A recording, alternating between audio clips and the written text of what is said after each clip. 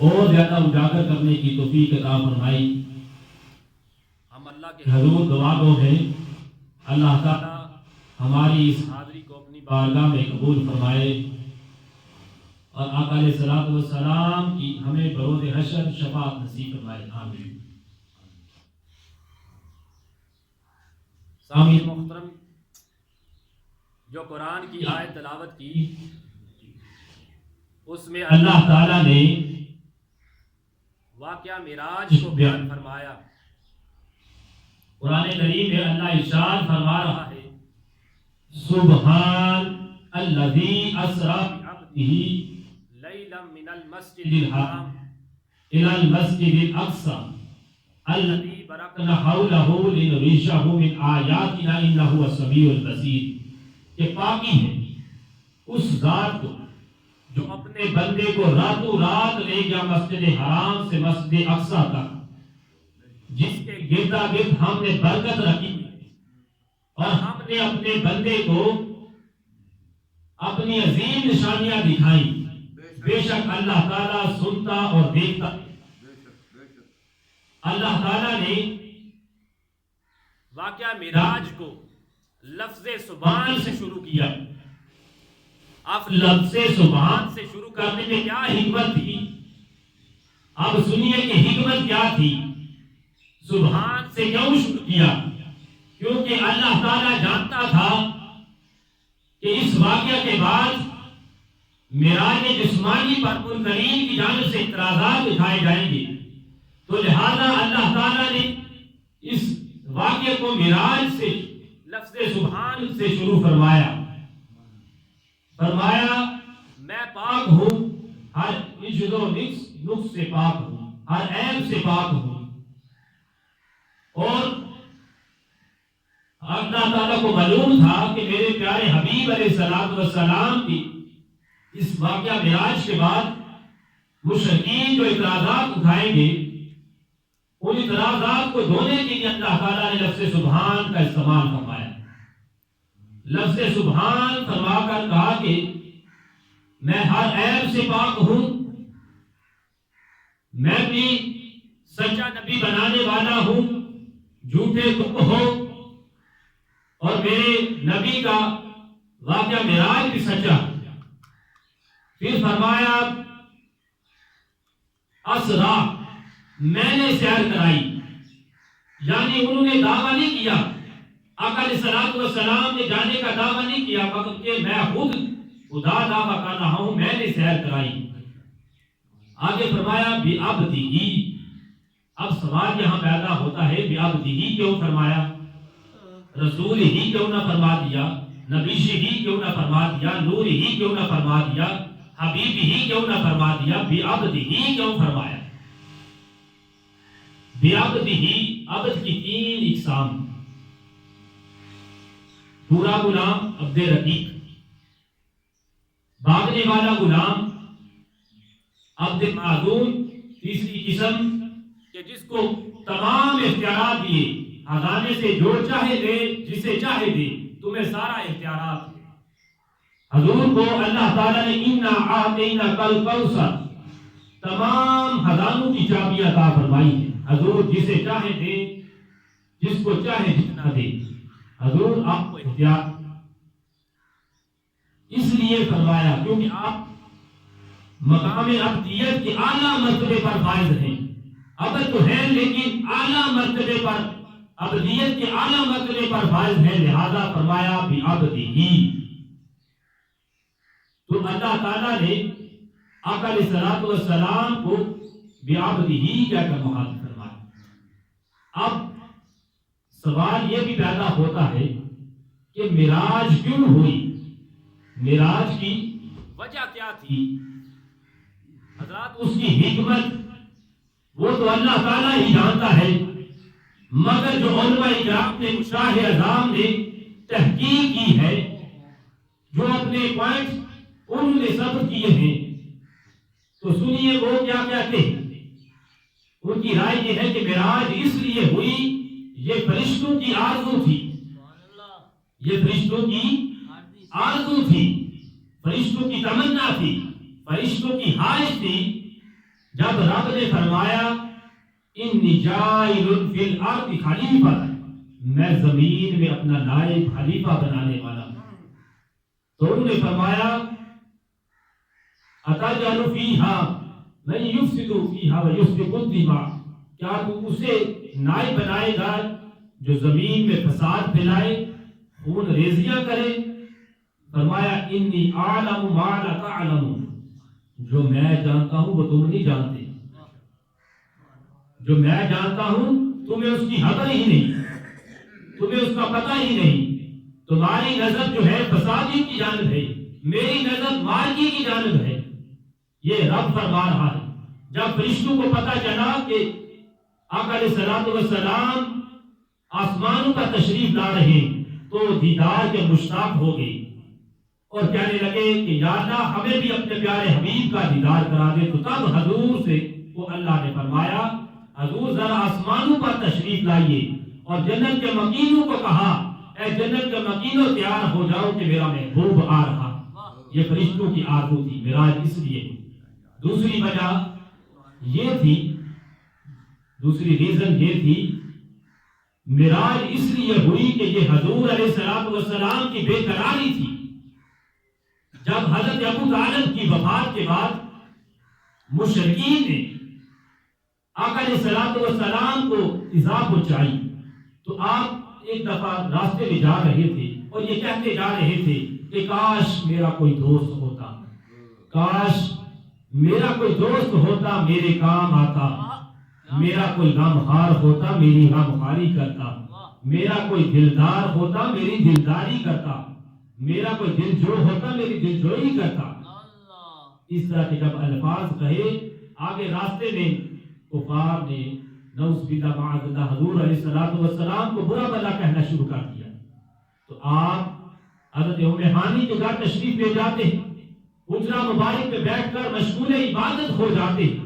اس وقت اللہ نے جبرائیل امین کو بھیجا کہ جائیے اور میرے محبوب کو بتلائیے کہ محبوب غم نہ کیجیے، کافر کا منہ کالا ہوگا، آپ کا بول بالا ہوگا، اور حضور اب میں آپ کو بتا رہا ہوں آپ میرے پاس آ جائیے۔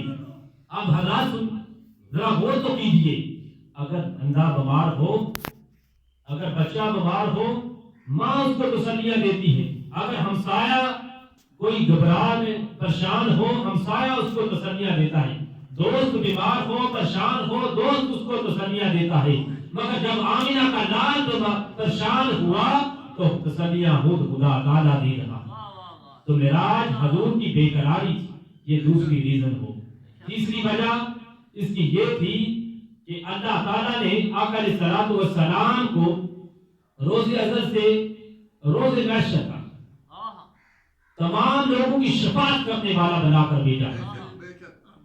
آپ شفاعت فرمائیں گے تو آپ کو تمام عجائب و غرائب، مشاہدات، بہشت دوزخ کا مشاہدہ کرایا گیا تاکہ بروز حشر روز محشر آپ کا ہیبت عاری نہ ہو، آپ کھل کر اپنے گناہگار امتی عاصیوں کی شفاعت کر سکیں۔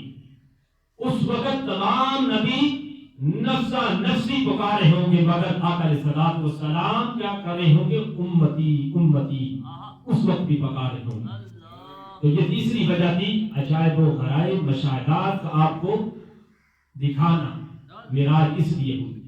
چوتھی وجہ یہ تھی مقام محبوب، کہ سب جتنے انبیاء کرام آئے حضرت آدم علیہ السلام سے لے کر عیسیٰ علیہ السلام تک، سب نے جبرائیل امین سے سن کر اس رب الجلال کی وحدانیت کا اقرار کیا۔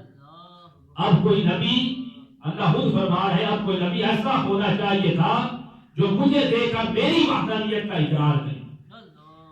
تو پھر وہ حضور علیہ الصلوۃ والسلام کے علاوہ یہ مقام کسی کو نہیں ملا۔ حضور نے سر کی آنکھوں سے اللہ کا دیدار کیا اور آنکھ بھی نہ جھپکی۔ مشکوٰۃ شریف میں آتا ہے صفحہ نمبر 71 پر حضور علیہ الصلوۃ والسلام فرماتے ہیں رأیت ربی فی احسن صورت، میں نے اپنے رب کو احسن صورت میں دیکھا، میں نے اپنے رب کو حسین آنکھوں سے دیکھا، اور آنکھ بھی نہ جھپکی، احسن صورت سے دیکھا۔ تو یہ ہے معراج اس لیے ہوئی۔ معراج یہ جو ہے آپ کو مقام محبوب پر پہنچانے کے لیے یہ معراج کی چوتھی وجہ تھی۔ اب یہ بھی لوگوں کے ذہنوں میں سوالات آتے ہیں کہ معراج رات کو کیوں نہیں ہوئی، دن کو کیوں نہ ہوئی؟ اب سنیے کہ معراج رات کو کیوں ہوئی۔ معراج رات کو اس لیے ہوئی کہ معراج رات جو ہے وہ بخشش کا، وہ اللہ کی رحمت جوش میں ہوتی ہے۔ وہ تو خود فرماتا ہے کہ ہے کوئی بخشش مانگنے والا میں اسے بخش دوں، ہے کوئی گناہگار اپنے گناہوں کو بخشوانے والا میں اس کے گناہوں کو معاف فرما دوں۔ کیونکہ اللہ کو معلوم تھا کہ میرے پیارے حبیب علیہ الصلوۃ والسلام میرا محبوب کیا کرے گا، وہ ہر وقت اپنے امتی کی پریشانی میں ان کے جو ہے ان کے بارے میں غمگین رہتے ہیں، امتی کے بارے میں اپنے امتی کا مجھ سے سوال کریں گے، اس کی بخشش کا سوال کریں گے۔ تو لہذا رات کو معراج اس لیے ہوئی، اللہ نے فرمایا میری رحمت جوش میں ہو اور حضور مجھ سے مانگتے جائیں میں ان کو عطا کرتا جاؤں۔ وہ کہیں میری امت کو بخش دو، میں کہتا جاؤں میں نے بخش دیا۔ وہ کہیں میں نے بخش دیا، وہ پھر کہیں میری امت کو بخش دو، میں کہتا جاؤں پھر میں نے بخش دیا۔ یعنی معراج رات کو اس لیے ہوئی کہ امت کی بخشش کا ایک بہانہ تھا۔ اب معراج رات کو اس لیے بھی ہوئی، دوسری وجہ یہ تھی کہ دن جو تھا اس نے تکبر، غرور، گھمنڈ تھا، اس کو کہتا تھا کہ اے رات میں تجھ سے افضل ہوں، میرے اندر ایک بڑا سا سورج سن چمکتا ہے، وہ روشنی دیتا ہے، تمہارے اندر کوئی روشنی نہیں۔ یعنی تکبر تھا دن کا رات پر۔ تو اس سے کہا گیا کہ اتنا تکبر اور غرور نہ کر، اگر تیرے اندر سورج چمکتا ہے فَسَيُورَجُ الشَّمْسَ الْوَجُودِ فِي اللَّيْلِ إِلَى السَّمَاءِ، کہ اگر تیرے اندر سورج چمکتا ہے تو ان قریب وجود نبوت کا سورج رات کو آسمانوں پر چڑھایا جائے گا۔ تو یہ دوسری وجہ تھی معراج رات کو اس لیے ہوئی۔ تیسری وجہ معراج جو ہے رات کو اس لیے ہوئی چونکہ رات اور اس رات کے لیے موضوع ہوتی ہے۔ اگر رات کو معراج نہ ہوتی تو حضرت ابوبکر صدیق رضی اللہ تعالیٰ عنہ جیسے لوگ ایمان بالغیب سے محروم رہ جاتے۔ تو رات کو معراج اس لیے ہوئی کہ حضرت ابوبکر صدیق کو ایمان بالغیب عطا ہوا۔ پھر حضور فرماتے ہیں ہماری سواری کو مسجد اقصی سے فرشتوں جیسے نورانی براتیوں کے ساتھ جو ہے ہماری سواری سفر کرنے کے لیے براق جو تھا، جو سواری کا نام تھا، اٹھی اور سمان کی جانب بڑھی۔ ہمارا آسمان کی جانب نزول ہوا۔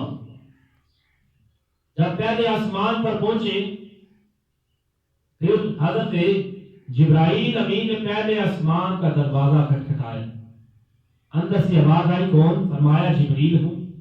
تمہارے ساتھ کون ہے؟ محمد مصطفیٰ صلی اللہ علیہ وآلہ وسلم ہے۔ تم کو ان کی طرف بھیجا گیا تھا؟ ہاں مجھے ان کی جانب بھیجا گیا تھا۔ دروازہ کھل جاتا۔ پہلے آسمان پر حضرت آدم علیہ السلام نسل انسانی کے بعد وہ تشریف فرما ہے۔ جبرائیل امین کہتے ہیں کہ یا رسول اللہ صلی اللہ علیہ وآلہ وسلم یہ نسل انسانی کے باپ ہیں، ان کو سلام کیجئے۔ حضور علیہ السلام سلام کرتے ہیں اور وہ نسل انسانی کے باپ حضرت آدم علیہ السلام کہتے ہیں مرحبا بالنبی و ابن صالح مرحبا، اے نیک فرزند نبی آپ کو مرحبا ہو۔ مرحبا کے الفاظ سے آپ کو خوش آمدید کہتے ہیں۔ پھر دوسرے آسمان پر حضرت عیسیٰ علیہ السلام یحییٰ علیہ السلام سے ملاقات ہوتی ہے، وہ بھی آپ کو مرحبا یا ابن صالح والاخ صالح، بھائی نیک، نبی نیک اور بھائی نیک صالح کو ہمارا سلام ہو، مرحبا ہو، یہ الفاظ سے حضور کو ویلکم کرتے ہیں۔ تیسرے آسمان پر حضرت یوسف علیہ السلام سے ملاقات ہوتی، پھر چوتھے آسمان پر حضرت ادریس علیہ السلام سے ملاقات ہوتی ہے. ادریس علیہ السلام سے حضور فرماتے ہیں ادریس تم خوش قسمت ہو کہ تجھے اللہ تعالیٰ نے زمین سے آسمان پر اٹھا دیا، جنت میں پہنچا دیا. ادریس علیہ السلام کہتے ہیں کہ یا رسول اللہ صلی اللہ علیہ وآلہ وسلم یہ تو ٹھیک ہے کہ میں اٹھا دیا گیا ہوں مگر میں نے جنت کو نہیں دیکھا. جب میں جنت میں جانے کی کوشش کرتا ہوں دروازے پر کیا دیکھتا ہوں کہ اوپر لکھا ہوا ہے کہ محمد مصطفیٰ صلی اللہ علیہ وآلہ وسلم اور آپ کی امت سے پہلے کوئی شخص انٹر نہیں ہو سکتا، کوئی شخص داخل نہیں ہو سکتا. تو میں یہ خواہش رکھتا ہوں کہ کاش حضور میں بھی آپ کا امتی ہوتا، کیونکہ آپ کی امت کنتم خیر امتی. یہ گفتگو ہوئی. پھر پانچویں آسمان پر حضرت ہارون علیہ السلام سے ملاقات، انہوں نے بھی مرحبا کہا. چھٹے آسمان پر موسیٰ علیہ السلام سے ملاقات ہوئی، انہوں نے بھی آپ کو مرحبا کہا. اختصار کے ساتھ عرض کر رہا ہوں. پھر ساتویں آسمان پر حضرت ابراہیم علیہ السلام سے ملاقات ہوئی جو بیت المعمور میں تکیہ لگائے بیٹھے ہوئے. وہاں پر انہوں نے فرمایا حضور کو خوش آمدید کہا، مرحبا کہا اور کہا کہ حضور یا محمد اقرأ امتک منی السلام. اے محمد مصطفیٰ صلی اللہ علیہ وآلہ وسلم اپنی امت کے لیے میرا ایک سلام لے جائیے. وہ سلام کیا تھا؟ وہ 5 کلمے. یہ سباقہ لگا ہوا ہے، زمین بطر میں ہے. 5 کلمے اگر ہم پلے باندھ لیں، اس کو ہم زمین میں ڈالیں، زمین بطر میں ہے. یہ 5 بیج ہیں، یہ سب یاد کر لیں. سبحان اللہ، الحمدللہ، لا الہ الا اللہ، اللہ اکبر، لا حول ولا قوت الا باللہ. اس طرح یہ آپ نے بیج ڈالنے ہیں اور پھل خود بخود ہو جائے گا. اس لیے اللہ کے پیارے حبیب نے فرمایا غرست لہ نخلۃ فی الجنۃ. جو بندہ ایک مرتبہ سبحان اللہ کہتا ہے، یہ مشکوٰۃ شریف صفحہ نمبر 201 میں، غرست لہ نخلۃ فی الجنۃ. جو بندہ ایک مرتبہ سبحان اللہ کہتا ہے اللہ تعالیٰ جنت میں اس کے لیے ایک درخت لگا دیتا ہے. تو پھر آقا علیہ السلام آگے بڑھے. بیت المعمور میں جو آسمانی کعبہ ہے وہاں پر آپ نے امامت فرمائی. تمام فرشتوں نے آپ کی ابتدا میں نماز ادا کی. جب امامت سے فارغ ہوئے تو پھر اللہ تعالیٰ نے آپ کو 3 خطابات عطا فرمائے. یا محمد انک سید المرسلین امام المتقین یا قائد الغر المحجلین. آپ جو ہے تمام رسولوں کے، نبیوں کے سردار ہیں. آپ متقیوں پرہیزگاروں کے امام ہیں اور آپ لوگوں کو جنت کی طرف لے کر چلنے والے ہیں. یہ 3 آپ کو انعامات عطا فرمائے.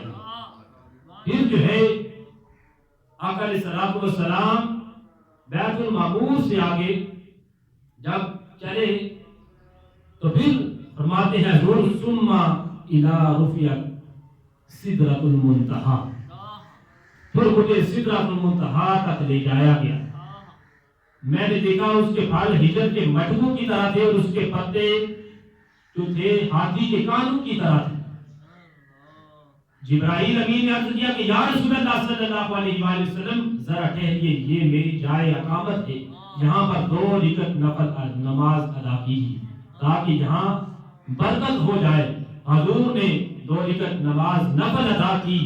جس طرح امام الانبیاء کے پیچھے بیت المقدس میں تمام انبیاء کرام نے نماز ادا کی، اسی طرح جو ہے سدرۃ المنتہا کے موقع پر بھی تمام فرشتوں نے حضور کی ابتدا میں نماز ادا فرمائی.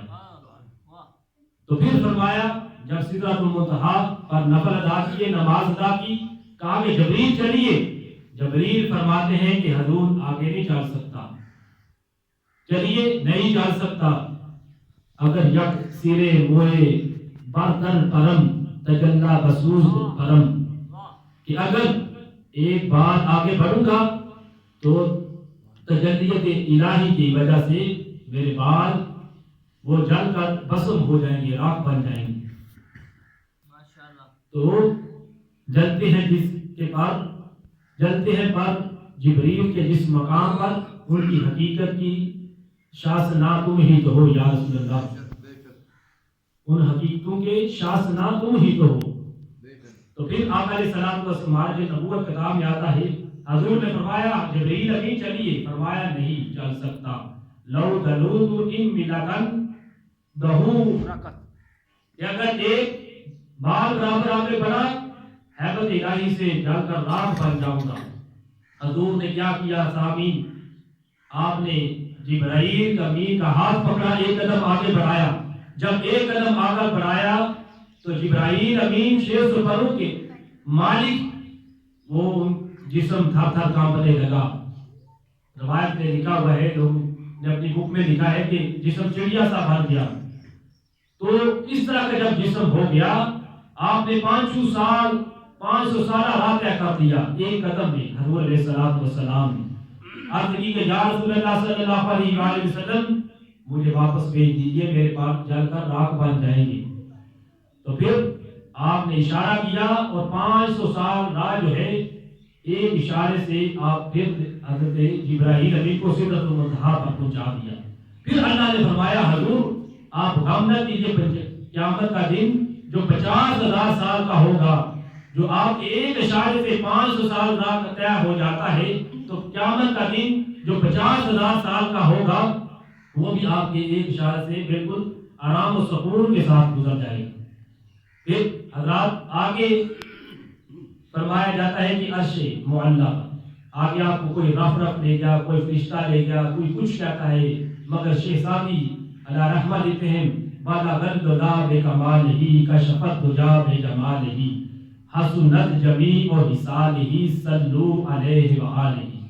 پھر آگے آپ عرش معلیٰ عرش الہی تک جب پہنچتے ہیں، دل میں خیال آتا ہے کہ اپنے جوتے اتار دو، تو اللہ تعالیٰ فرماتا ہے کہ جس کو کسی شاعر نے اپنی زبان میں اس طرح بیان کیا، حضور چلے آئیے یہ برخنا نہ کیجیے، میرے عرش نالے داں آپ کا ہے۔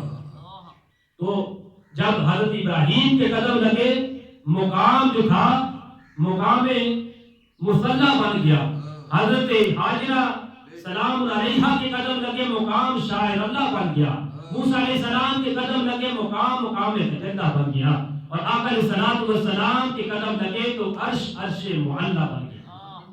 پھر حضور فرماتے ہیں مجھے وحشت سی لاحق ہوئی، ایک آواز سنائی دی، کوئی یا محمد ان ربک یصلی، محبوب ٹھہریے، آپ کا رب صلاۃ پڑھ رہا ہے، نماز پڑھ رہا ہے۔ حضور نے فرمایا، میں سوچنے لگ گیا وہ رب تو بڑا بے نیاز ہے، وہ تو عبادت سے ریاضت سے بے نیاز ہے، وہ نماز کیسے پڑھنے لگا؟ اور مجھے یہ بھی وحشت لاحق ہوئی کہ ابو بکر کیسے آ گیا اور مجھ سے پہلے جنت میں کیسے پہنچ گیا؟ پھر آگے اللہ تعالیٰ فرماتا ہے پھر جو ہے وَرَحْمَتِي وَغَضَبِي، آج جو ہے میری رحمت میرے سبقت لے گیا ہے، سبقت رحمتی غضبی، آج میری رحمت میرے غضب پر سبقت لے گی ہے۔ پھر فرمایا محبوب یہ آیت پڑھیے وَالَّذِي يُصَلِّي عَلَيْكُمْ وَمَلَائِكَتُهُ لِيُخْرِجَكُمْ إِلَى الظُّلُمَاتِ إِلَى النُّورِ وَمَا كَانَ بِالْمُؤْمِنِينَ رَحِيمًا۔ پارہ نمبر 22 میں یہ آیت پڑھی کہ میری صلاۃ میری رحمت ہے آپ کے لیے اور آپ کی امت کے لیے۔ پھر جو ہے حضرات آقا علیہ السلام فرماتے ہیں کہ اللہ تعالیٰ نے مجھے یہ کہا ادنو خیر البریشہ، ادنو یا محمد، ادنو یا احمد، اے خیر البریشہ قریب آئیے، اے محمد قریب آئیے، اے احمد قریب آئیے۔ تو آقا علیہ السلام کے بارے میں بھی قرآن کریم میں اللہ تعالیٰ فرماتا ہے ثم دنا فتدلی فما کان قاب قوسین او ادنی، یہ جب فرمایا کہ وہ جلوہ قریب ہوا، خود کا ہوا، تو پھر جب قریب ہوا تو یہ لکھا ہوا ہے کہ اللہ اور آقا علیہ السلام کے درمیان 2 ہاتھوں کا فاصلہ رہ گیا، بلکہ اس سے بھی کم۔ جلوہ میرا دیکھ لے، میں تجھے دیکھ لوں، تو مجھے دیکھ لے، تو مجھے دیکھ لے، میں تجھے دیکھ لوں، دیکھنے کا مزہ آج کی رات۔ تو پھر حضور علیہ السلام نے آگے جو ہے سجدہ ریزی ہو کر اللہ کے حضور سجدہ ریز ہوئے اور فرمایا، پوچھا کیا میرے حبیب کیا لائے ہو؟ فرمایا اللہ ایسی چیز لائے ہوں جو تیرے پاس بھی نہیں۔ وہ کیا چیز ہے جو میرے پاس نہیں؟ فرمایا التحیات للہ والصلوات والطیبات، تمام زبانی بدنی مالی عبادت اللہ تیرے لیے ہے۔ پھر اللہ نے بھی آگے راضی ہو کر حضور کو 3 انعامات فرما دیے، السلام علیکہ ایھا النبی ورحمۃ اللہ، آپ پر سلام ہو، آپ پر رحمت ہو، آپ پر برکت ہو۔ یہ 3 انعامات فرمائے۔ جب دیکھا کہ خدا کی رحمت جوش میں ہے تو پھر فرمایا السلام علینا وعلی عباد اللہ الصالحین، ہم پر سلام ہو اور آپ صالحین لوگوں پر، اللہ کے نیک لوگوں پر۔ تو اللہ نے پوچھا کہ حضور اس وقت میں اور آپ ہیں، یہ عباد اللہ الصالحین السلام علینا یہ کہاں سے آ گیا کہ ہم پر سلام ہو؟ تو حضور نے فرمایا کہ یا اللہ یہ ذاتی حیثیت سے میرے پاس ہمارے پاس موجود نہیں بلکہ روحانی حیثیت سے میرے ساتھ موجود ہیں۔ جب فرشتوں نے اللہ اور اس کے پیارے حبیب کی یہ باتیں سنی تو کیا کیا؟ اشہد ان لا الہ الا اللہ واشہد ان محمدا صلی اللہ علیہ وآلہ وسلم عبدہ ورسولہ۔ پھر فرمایا کہ یہ باتیں ہوئی تو یہ اس طرح کی بات جو ہے آگے آقا علیہ الصلوۃ والسلام نے پھر امت کا سوال کیا۔ اللہ نے فرمایا مانگ حضور کے پیارے حبیب کیا مانگتا ہے آج؟ فرمایا امت گناہگار ہے۔ فرمایا کہ 70,000 لوگوں کو بخش دیا تیرے امت کے گناہگاروں۔ پھر فرمایا محبوب کیا چاہتا ہے، کیا سوال کرتا ہے؟ پھر فرمایا امت گناہگار ہے، امت کی بخشش چاہتا ہوں۔ پھر فرمایا 70,000 کو بخش دیا۔ روایت میں آتا ہے، راوی لکھتے ہیں کہ 700 دفعہ یہی سوال کیا اللہ تعالیٰ نے، محبوب کیا چاہتا ہے؟ آپ نے ہر مرتبہ یہی کہا کہ امت گناہگار ہے۔ اللہ کا جواب ہر مرتبہ یہی آیا کہ بخش دیا ہے 70,000 گناہگاروں۔ تو پھر یہ آگے جو راز و نیاز کی باتیں ہوئی یہ اللہ اور اس کا رسول بہتر جانتا ہے۔ پھر آپ کو جو ہے اللہ کے حضور سے نمازوں کا تحفہ ملا، نمازوں کا تحفہ ملا۔ 50 پہلے نمازیں تھیں۔ پھر موسیٰ علیہ السلام کا گزر ہوا۔ موسیٰ علیہ السلام نے کہا کہ یا رسول اللہ صلی اللہ علیہ وآلہ وسلم آپ جائیے واپس، کیونکہ میں نے اپنی قوم کو آزما چکا ہوں، وہ 50 نمازیں نہیں پڑھ سکی۔ فراجع الی ربک فصاح له تخفیف، تو جائیے اور اپنے رب سے تخفیف کی درخواست کیجیے کہ آپ کی نمازیں کم ہو جائیں۔ تو آپ اللہ کے حضور کے کہا کہ نمازیں زیادہ ہیں، 10 کم ہوئیں۔ پھر واپس لوٹے۔ پھر موسیٰ علیہ السلام آپ کا رابطہ ہوا، موسیٰ علیہ السلام نے کہا کہ ابھی زیادہ ہیں۔ پھر گھٹتے گھٹتے 5 رہ گئی۔ تو جب یہ بیان کر رہا ہوتا ہے تو لوگوں کو یہ علماء اکرام بتا رہے ہوتے ہیں، تو کئی سنگی بیلی ایسے بھی ہوتے ہیں کہ ان کے دل میں آتا ہے کہ حضور ایک مرتبہ چلے جاتے ہیں نا تو ہمارا کام 5 کی ختم ہو جاتی ہے، تو کئی ایسے لوگ بھی ہوتے ہیں۔ تو اسی طرح حضور علیہ السلام نے فرمایا کہ 5 جب نمازیں ہوئیں پھر موسیٰ علیہ السلام نے مجھ سے کہا کہ جائیے۔ پھر میں نے کہا کہ آپ مجھے اللہ کے حضور حیا آتی ہے، اب میں نہیں جاؤں گا، میری عمر پڑھ لے گی۔ تو مختصر کرتا ہوں، پھر جب حضور تشریف لائے، بستر گرم تھا، پانی چل رہا تھا، زنجیر ہل رہی تھی۔ حضرت عائشہ صدیقہ فرماتی ہیں کہ جب حضور نے واقعہ معراج کو آ کر صبح لوگوں کو بتلایا جو نئے مسلمان ہوئے تھے، ابھی ان کا ایمان پختہ نہیں ہوا تھا، ان کا عقیدہ پختہ نہیں تھا، وہ تو مرتد ہو گئے، اور بعد مسلمانوں نے اس کی تصدیق فرمائی۔ اور بعض لوگ کیا کرتے ہیں، آپ کے جارے گار جارے مدار دوست حضرت ابوبکر صدیق رضی اللہ تعالیٰ عنہ کے پاس چلے جاتے ہیں کہ اے دوست بتا تو صحیح کہ تیرا یار کہتا ہے، تیرا پیارا حبیب مصطفیٰ صلی اللہ علیہ وآلہ وسلم یہ کہتے ہیں کہ آج ان کو بیت المقدس تک لے جایا گیا ہے۔ فرمایا قال لئن ذالک لقد صدق، کہ فذالک سمی ابوبکر صدیق۔ فرمایا تحقیق اگر انہوں نے کہا ہے، پھر پوچھا اگر انہوں نے کہا ہے تو تحقیق سچ کہا ہوگا، جس کی بنا پر حضرت ابوبکر صدیق کو صدیق کا لقب عطا ہوا، سچ بولنے کا۔ تو یہ تمام واقعات تھا۔ یہ اس ماہ کی 27 رجب کو حضور علیہ السلام کو یہ معراج کی سیر کرائی گئی۔ سر لامکان سے طلب ہوئی، سوئے منتہا وہ چلے نبی، بالغ العلا بکمالہ کشف الدجا بجمالہ حسنت جمیع خصالہ صلو علیہ وآلہ۔